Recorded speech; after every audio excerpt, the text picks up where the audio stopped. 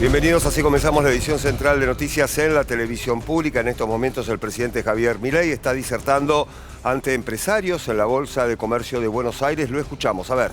Política. Pese a los degenerados fiscales, pese a estas primates, perdón por los primates, digamos que creen que la restricción de presupuesto es algo flexible. Y eso, digamos, tiene ese impacto que es muy importante porque eso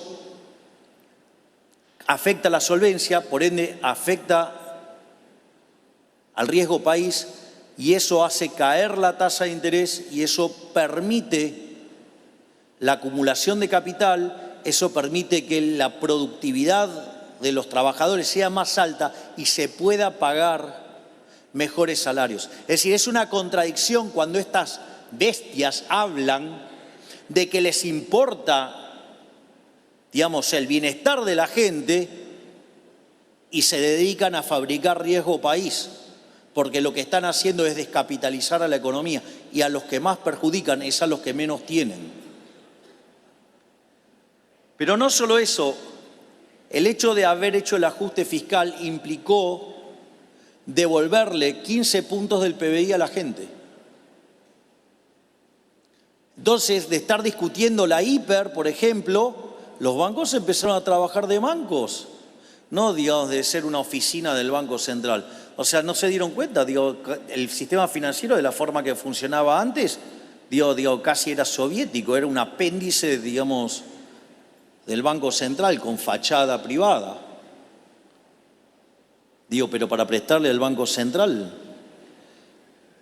Y eso implicó devolverle recursos, incrementar el ahorro, y eso ¿qué hace? Genera inversión, y eso es lo que genera crecimiento económico. Pero además, no solo fue la cuestión fiscal, también la política de emisión cero. Es decir, tarde o temprano la tasa de inflación va a colapsar, porque la inflación es siempre y en todo lugar un fenómeno monetario. Les guste o no les guste a las bestias heterodoxas que habitan este país que le arruinaron la vida a millones de argentinos. Y habiendo fijado la cantidad de dinero, ya hace más de un año, nosotros sabemos que para mitad del año que viene la inflación va a dejar de existir. ¿Tendrá fluctuaciones? Sí. ¿Podrá bajar más rápido o más lento en función de lo que hagan los degenerados fiscales? Pero inexorablemente va a colapsar.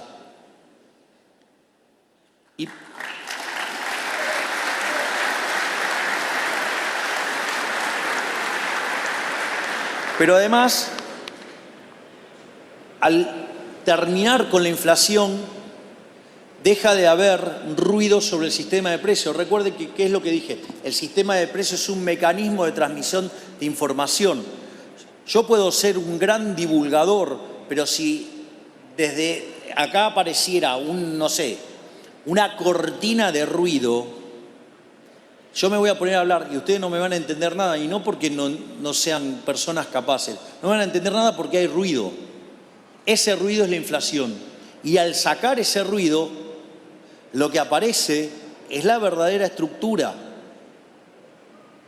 Y eso es sobre lo que tenemos que trabajar. De hecho, nosotros estamos haciendo mucho para mejorar cómo funciona la economía. Voy a hacer un argumento de estado estacionario, aclaro, de estado estacionario,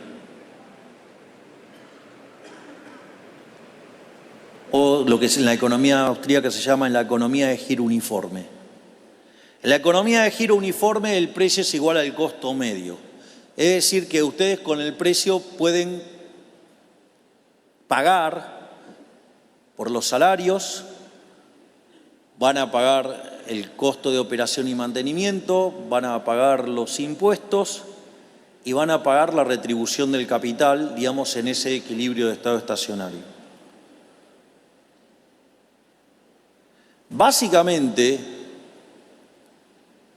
hay una parte del trabajo que inexorablemente la tiene que hacer el sector privado bajando los costos de operación y mantenimiento, o sea, tienen que ser más eficientes.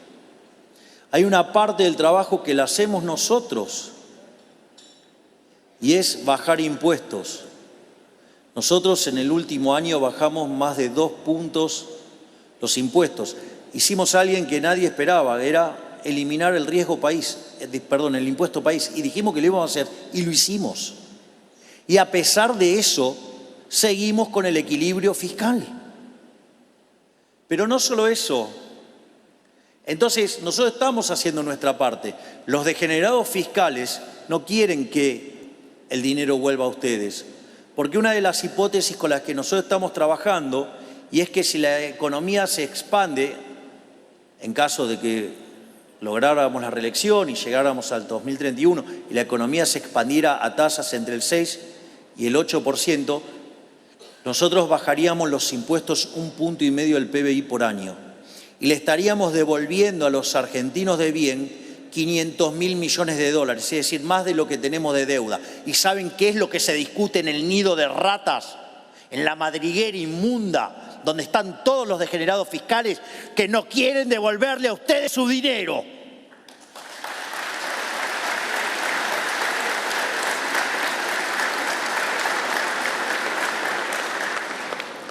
Y lo que es la tercera pata de este esquema es el tipo de cambio libre. Recuerdo que nosotros empezamos, una de las cosas que pasó cuando nosotros decidimos congelar la base monetaria, nos dimos cuenta que íbamos a tener un problema de monetización. Básicamente porque si la economía crecía, y era algo que estaba ocurriendo, eso generaba más demanda de dinero. Si baja la inflación, genera más demanda de dinero. Entonces, frente a esa situación, además los agregados monetarios venían de niveles muy deprimidos.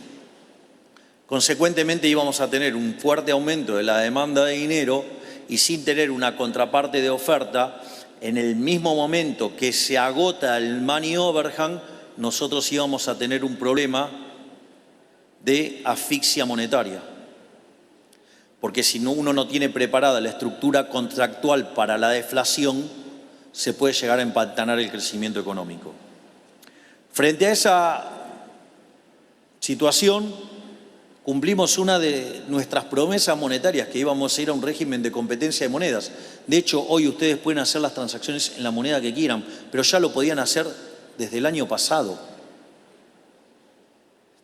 Pero aún así veíamos que no traccionaba. Entonces, como veíamos que no traccionábamos, consideramos que esto parte tenía que ver con que todavía existía el cepo cambiario, lo cual nos parecía una herramienta inmunda, horrible, y que además me había comprometido en eliminar. Eso sí, no lo podía hacer el primer día, porque el desequilibrio de stocks nos hubiera precipitado una hiper. Entonces empezamos a trabajar en un programa con el Fondo Monetario de características únicas, que básicamente lo que intentaba hacer era revertir las aberraciones hechas por el kirchnerismo. Recuerden que el kirchnerismo agarraba, emitía papelitos de colores, se los dejaba al Banco Central y se llevaba las reservas. Digo, por ejemplo, el motivo por el cual lo echaron a Redrado del Banco Central fue ese. Digo, la señora, la presidiaria, se quiso armar el Fondo del Bicentenario.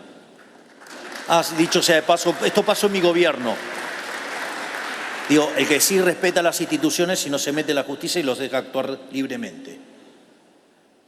En ese contexto, básicamente lo que ocurrió es que lo que hicimos nosotros fue la operación reversa. Porque básicamente, si ustedes piensan el problema de la condición de transversalidad, la condición terminal, final de una economía, ustedes, deberían rescatar todos esos pesos. Y en la medida que esos pesos excedan a los activos reales que ustedes tengan del lado del activo, ustedes necesitan cada vez un nivel de precios más alto para hacer el cierre del Banco Central porque las tenencias en el momento final es cero. Digo, piensen en cuántos pesos o dólares o lo que quieran llevarse, cuántos se van a llevar el día posterior a que partieron. ¿Cuántos se van a llevar del otro patio? Nada. Del otro lado no compra nada eso. Así es que en ese contexto, en la medida que uno mejorara la hoja del balance del Banco Central, el nivel de precios de largo plazo baja. Y dado el nivel de precios de hoy, la pendiente que une esos dos puntos se reduce. Por lo tanto, la inflación subyacente cae, la inflación de largo. Y así es como construimos el programa del fondo. Nosotros, desde distintas maneras, el Ministerio de Economía lo hizo de una manera, digamos, el Banco Central lo hizo de otra manera y, digamos, yo desarrollé también otra metodología para ver cómo era si podíamos o no salir del cepo. Es más, creo que lo conté el día que terminé de cerrar mis números y estaba hablando con Furias, estuve 4 horas por teléfono hablando, tarde a la madrugada, digamos, pobre mi exnovia padeciéndome, digamos, que obviamente me fui, digamos, a hablar a otro lado y bueno, digo, después tiene consecuencias cuando los medios llenan con porquería esas llamadas. Pero al margen de eso, a lo que quiero ir es que al otro día nos juntamos e hicimos una reunión en Olivos y estábamos todos convencidos que había que terminar con esa herramienta inmunda que era el cepo. Pero en nuestros números de distintos lugares todos habíamos llegado que necesitábamos 12.000 millones de dólares. Y obviamente como Toto y yo somos muy aversos al riesgo, dijimos, no, vamos a decir 15.000 para poder ruletearnos en el mercado 3.000 palitos. Con lo cual de eso generaría un estrangulamiento que haría que tarde o temprano el mercado tirara la toalla. Pero bueno, digo, ahí empezaron de vuelta las operaciones de prensa, digamos, y cuando nos llegaba, estábamos más en marzo, nosotros hemos anunciado esto y sabíamos, nosotros teníamos un acuerdo de confidencialidad con el fondo y por lo tanto no podíamos defendernos de todas las barbaridades que estaban diciendo periodistas y econochantas, ya sea por ignorancia o por intereses o las dos cosas a la vez. Y era muy interesante porque nos decían que nosotros no íbamos a salir, que era un año electoral, que no nos íbamos a animar. Y terminamos haciendo un programa que si uno le suma la renovación del swap chino, digamos, la RIPO y el RIPO y demás, o sea, son cerca de 49.000 millones, 20.000, digamos, casi de acceso rápido, y consecuentemente teníamos los números, pero estaba la especulación política. La libertad no puede estar sujeta a la especulación política, y por eso levantamos el cepo a pesar de ser un año electoral.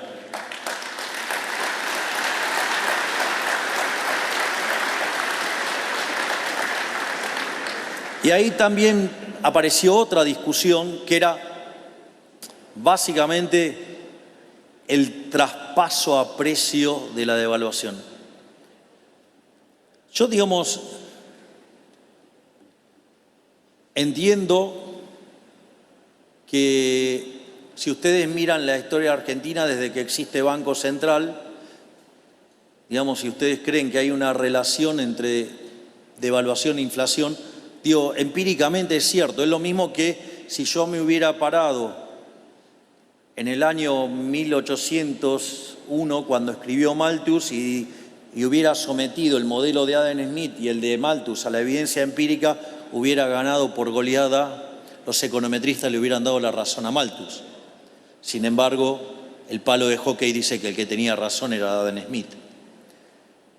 Entonces, si ustedes miran desde que hay Banco Central hasta ahora, la verdad es que cada vez que pasó, digamos, el tema de la devaluación, digamos, después había inflación.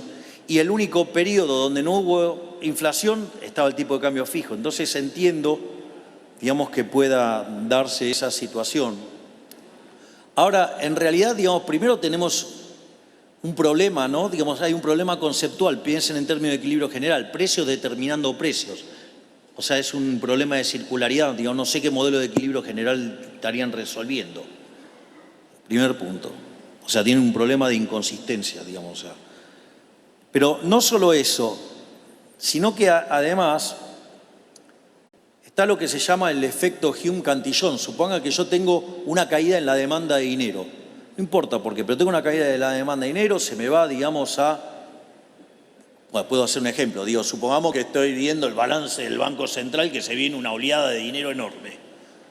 Bueno, se van a quedar en pesos. Si ustedes saben que si aumenta la oferta, el poder adquisitivo del peso cae. Con lo cual, digamos, lo que tienen que hacer es salir corriendo. En ese contexto, digo, a ustedes les cae la demanda de dinero, les sube el precio del dólar. Después del precio del dólar, sube los transables. Después suben los mayoristas. Después suben los minoristas y, por último, los salarios. Por eso son tan impopulares las devaluaciones. Y lo que yo acabo de escribir se llama efecto Hume-Cantillon, ¿sí? Que básicamente, digamos, cuando apareció el ignorante de Keynes, rompió toda la teoría monetaria y básicamente, digamos, entonces los economistas ignoran, digamos, toda la teoría monetaria y toda la discusión monetaria previa a que apareciera, digamos, ese libro inmundo llamado comúnmente teoría general. Y una de las cosas que logramos demostrar, mientras que decían que la inflación se iba a ir al 7 y que después se iba a estacionar en el 5 y demás, fue demostrar que salimos del cepo y la inflación sigue bajando. Y si no fuera porque seguimos con la reconstitución de tarifas, la inflación todavía sería más baja. Y cuando, ya les dije, terminemos de limpiar el money overhang, la inflación va a desaparecer. Digamos, podrá ser más tarde, más temprano, podrá ser... A ver, si los degenerados fiscales lograran hacer daño y generaran un poquito más de riesgo país y demás, ¿qué van a hacer? Van a desacelerar el crecimiento, se va a desacelerar el ritmo al que baja la inflación, pero tarde o temprano se va a terminar porque no emitimos más. Y ese es el otro elemento. Entonces ahora llega el momento de hablar de las reformas estructurales y del crecimiento. Una de las principales criaturas que tiene este modelo y que es motivo de admiración mundial es que directamente nosotros dijimos hay que cambiar el esquema de la política social. Se terminó eso de regalarles el pescado, van a aprender a pescar. Y por eso nosotros, digamos, no es ni Ministerio de Acción Social, ni de Bienestar Social, ni nada de eso. Nuestro ministerio que se encarga de las políticas sociales se llama de Capital Humano. O sea, con lo cual además le hemos rendido un homenaje, digamos, a George Stiglitz, a Gary Becker y a Hirofumi Usawa, digamos, y la tradición de Chicago, justamente le hemos dedicado un ministerio. Y el motivo, digamos, por el cual hicimos esto es que cuando ustedes miran todo el debate sobre crecimiento económico, no los voy a atormentar con todo el debate, voy a ir ya, digamos, a cuando el debate, digamos, el remate del debate es un trabajo del año 89 de Mankiw, Romer y Weil, David Romer. Básicamente lo que muestra es que 70 puntos porcentuales del crecimiento económico es explicado por el capital humano. Y ustedes tienen capital humano de primera generación y de segunda generación. Y la primera generación tiene que ver con la salud. Y ahí hemos hecho grandes cosas porque esa primera parte, digamos, lo que tiene que ver con salud, digamos, el tema era tan grande y tan complejo que tuvimos que separar y tener un ministerio aparte en el caso de salud.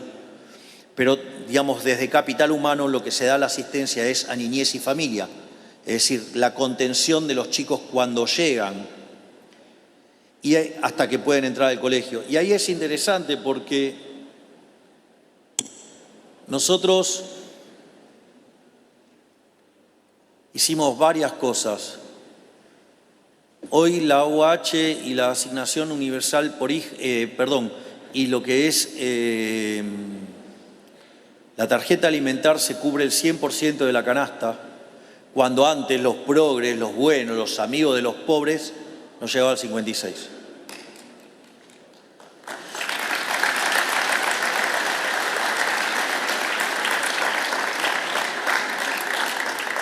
No solo eso, sino como les había contado antes, esos precios antes estaban falseados y ahora son precios de verdad. Ahora son precios, no registros contables.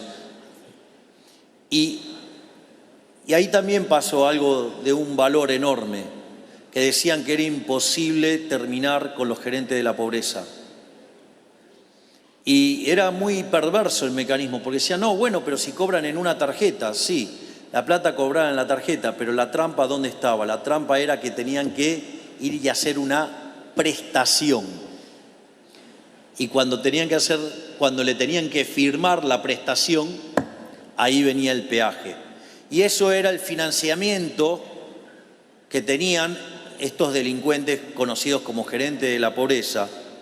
Y con la gran valentía de la ministra Petovelo y de la ministra Bullrich, le hemos sacado el curro a esos, perdón el término, esos tremendos hijos de puta que le cagaban la vida a los que menos tienen.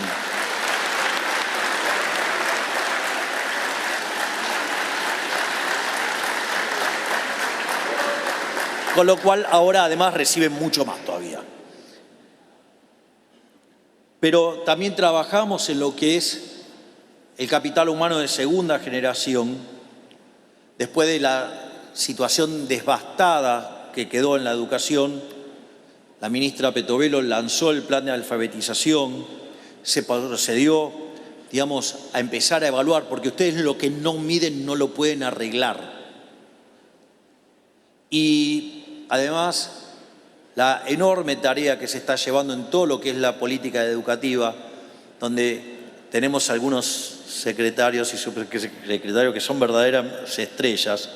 Y esto, además, toda esta política está enlazada con el mercado laboral, tanto por lo que tiene que ver con las personas, los chicos que salen del colegio y se puedan insertar en el mercado de trabajo, como aquellos que quedaron afuera del mercado de trabajo y que puedan ser reentrenados para volver a ingresar en el mercado de trabajo. Y si bien, digamos, ya hemos hecho avances en materia de legislación laboral, a partir del 11 de diciembre vamos a continuar con la reforma laboral.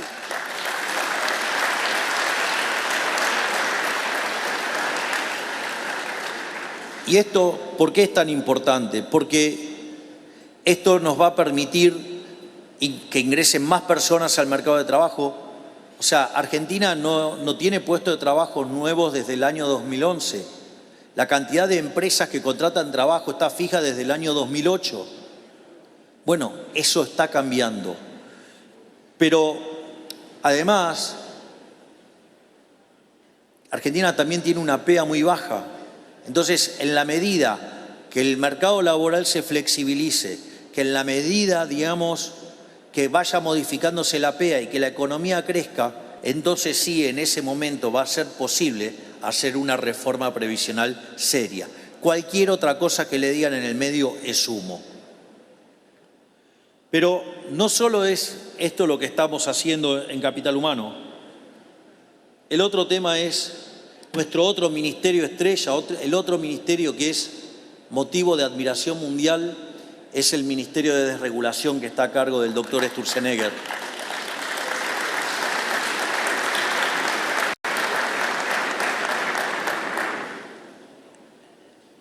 El formato divulgación, para contar, digamos, de qué va el ministerio, lo ha explicado de manera brillante Federico en varias entrevistas. Dice, claro, cuando llegó a este gobierno lo que había cambiado era la pregunta. Antes la pregunta era ¿cómo hacemos eficiente el Estado? ¿Cómo hacemos eficiente lo que está? Ustedes sabrán que por una cuestión filosófica esa pregunta yo no me la hago de ninguna manera. Casi me genera repulsión esa pregunta. Porque como señalaba Milton Friedman, hay 4 formas de gastar. Ustedes pueden gastar la suya o la de otros y la pueden gastar en ustedes o en otros. Siempre la mejor forma de gastar es gastar el dinero propio en uno mismo, porque ustedes saben lo que quieren y ustedes saben lo que les costó ganarla. Esa es la mejor forma de gastar. ¿Por qué? Porque maximiza los beneficios. Ahora, ustedes, por ejemplo, pueden gastar su dinero en otros. Los regalos. Tratan de quedar bien con lo menos posible, o sea, ¿qué hacen? Minimizan el costo. En otros casos, pueden gastar el dinero de otros en ustedes mismos. Eduardo, no saben las cosas que le hacen a algunos de los que tiene. Le gastan la suya, no sabe cómo se le gasta cuando se van de viaje con la de usted. Pero después son unos pijoteros tremendos. Yo no me olvido más, un día estaba por tomar un avión, digamos, o sea, en la época que trabajaba con Eduardo, gracias por todo lo que aprendí. Y gracias para Miguel Ángel Broda, que también es que ahí y que fue el que me hizo un verdadero economista. Gracias, profe.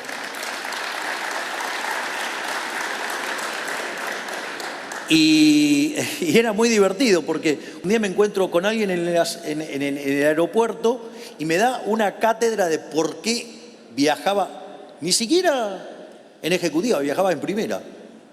Dije, qué interesante, yo escuchaba.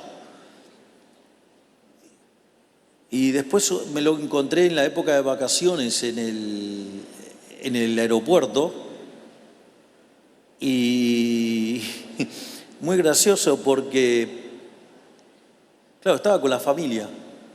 Entonces cuando llega el momento de embarcar dije, bueno, no, disculpame, yo voy a hacer la fila porque vos vas a bajar. No, viajaba en el gallinero, con lo cual, o sea, cuando gastaba con la propia, digamos, ahí, digamos, o sea, con lo cual, ¿qué es lo que quiero decir? Que gastar la de otros en uno mismo genera despilfarro.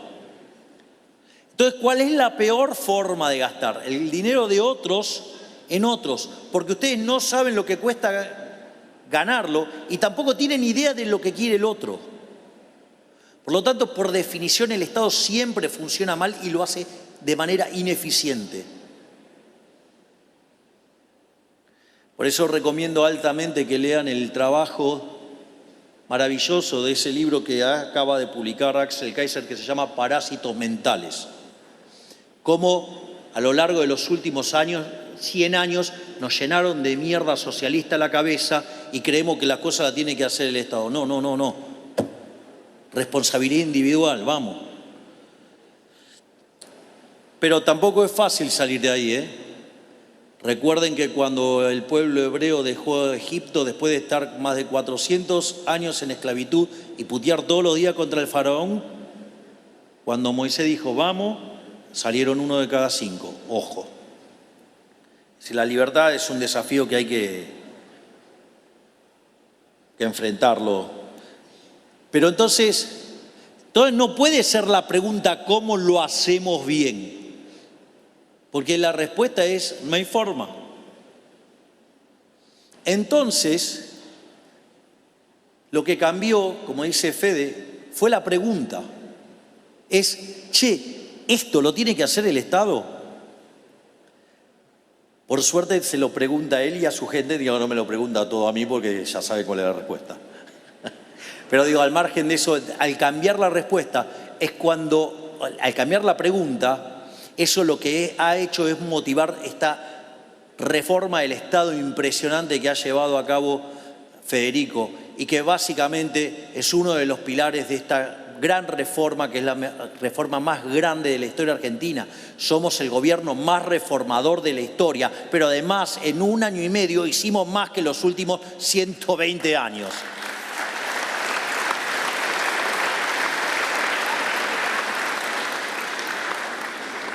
Si de algo les sirve lo que voy a decir, tenemos por lo menos 1.500 reformas más. No vamos a parar hasta convertirnos en el país más libre del mundo. Así que hay más. Más allá de esto, digamos, ¿cuál es el fundamento teórico? ¿De dónde sale la base teórica? Eso está expresado en un libro reciente mío que se llama Capitalismo y Socialismo y la Trampa Neoclásica. Hablo de lo que se llama el palo de hockey, esa serie armada por Angus Madison, que va desde el año 0 en adelante, y si ustedes lo miran, lo que tienen es que a partir del hasta el año 1800 de la era cristiana estaba constante el PBI per cápita prácticamente. Para que se den una idea, el PBI per cápita crecía a una tasa del 0,02%, es decir, se necesitaban 3.500 años para duplicar el PBI per cápita. Sin embargo, ustedes, a partir del año 1800, se da en una situación donde se multiplica por 10 la población, la productividad crece por lo menos 15 a 20 veces.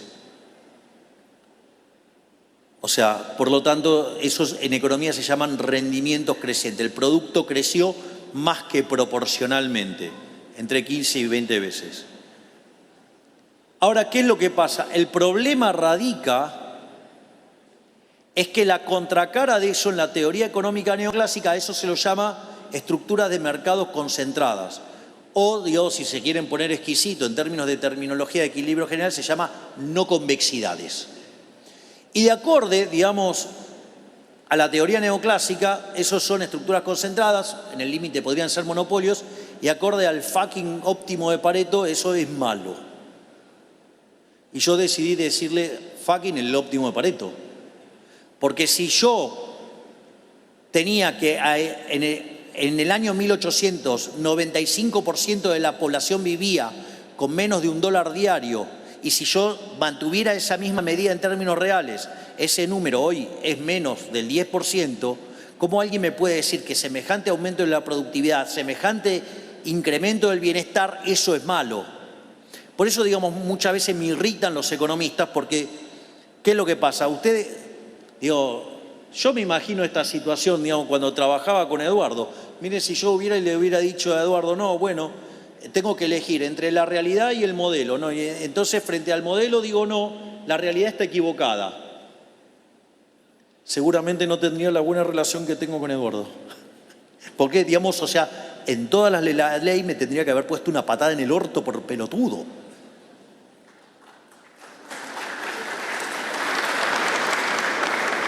Los economistas nos hemos enamorado tanto del modelo de equilibrio general que cuando la realidad no mapea con el modelo, somos tan arrogantes que lo llamamos fallo de mercado. No, fallo de mercado no. Digamos, yo les voy a decir algo, no existen los fallos de mercado. O sea, porque si el mercado es un proceso de cooperación social donde se intercambian voluntariamente derechos de propiedad, si los intercambios son voluntarios nunca puede haber fallo. Y si hubiera un acto violento que no permite que esas acciones sean voluntarias, eso significa que hay alguien que está ejerciendo la violencia.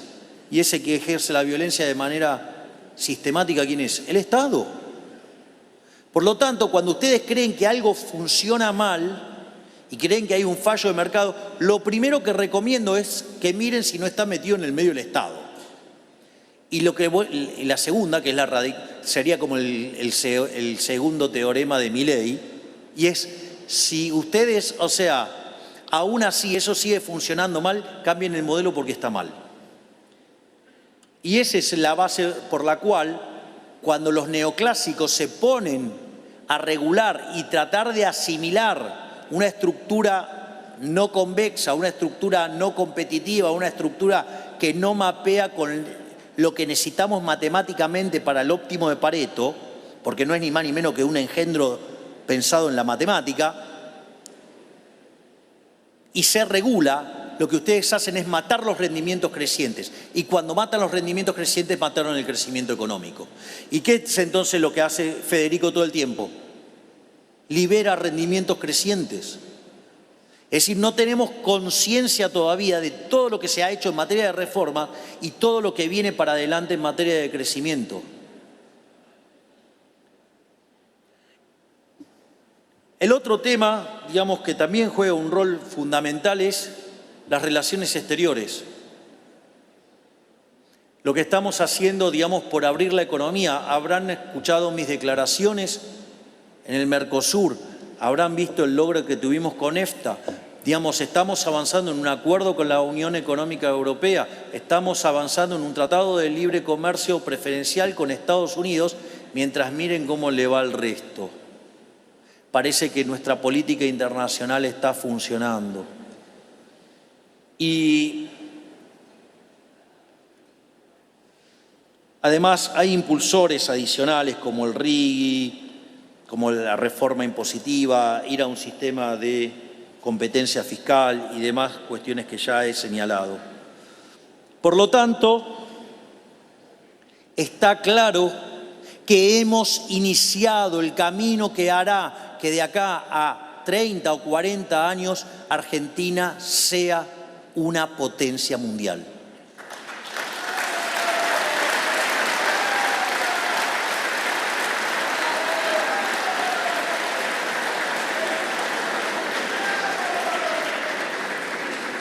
Y entonces, si todo es maravilloso, ya está.